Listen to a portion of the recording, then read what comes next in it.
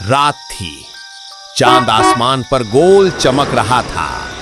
दूर दूर के गांव के लोग मिट्टी के रास्तों से साइकिलों, घोड़ा गाड़ियों और कुछ पैदल एक ही सिमत बढ़ रहे थे, पहाड़ियों के पीछे छिपे हुए बाजारे अजीब की तरफ।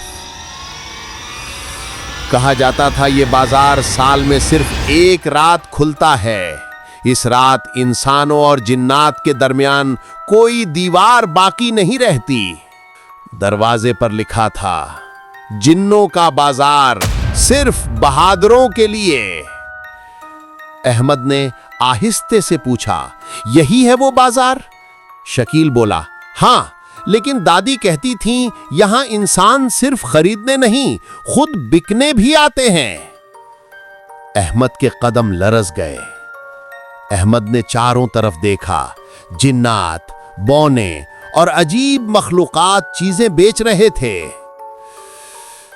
जिन्नात के आंसू, सिर्फ 2 चांदी के सिक्के, हवा की चाय, सायों के कबाब।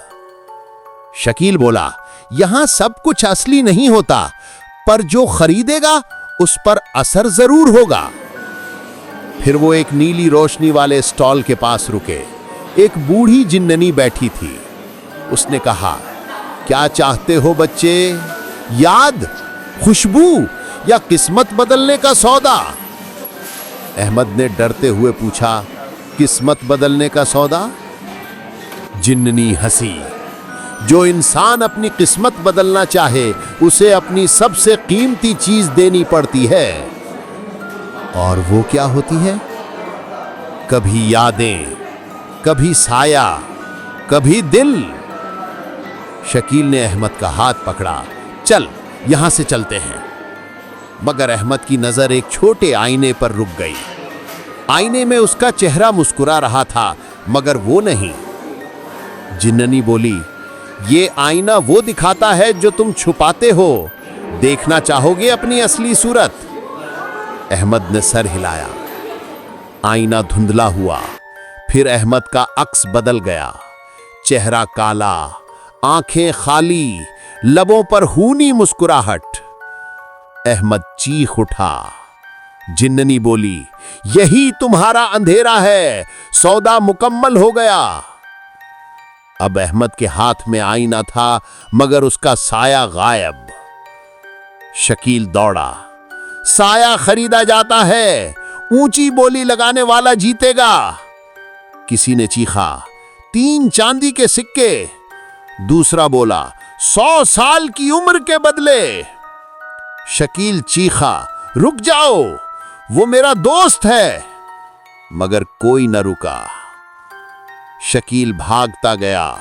शीशे की गली में दाखिल हुआ। हर तरफ आईने थे। एक आईने में अहमद नजर आया, जिन्ननी के साथ खड़ा, धुंधला होता हुआ। शकील ने रोकर कहा, अहमद, हमें निकलना होगा।